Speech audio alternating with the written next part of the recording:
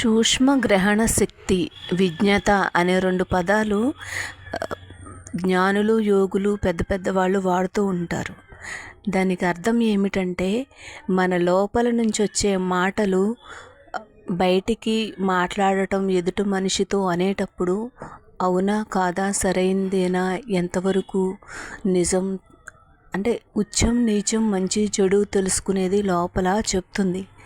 దాన్ని మనం ఒక్కసారి బై మిస్టేక్ గుర్తించలేకపోయినా రెండోసారి మాట్లాడుతున్నప్పుడు అది కనుక వద్దు నువ్వు అలా అనకు అన్నప్పుడు ఇటువైపు మనం టర్న్ అయితే మనము 100%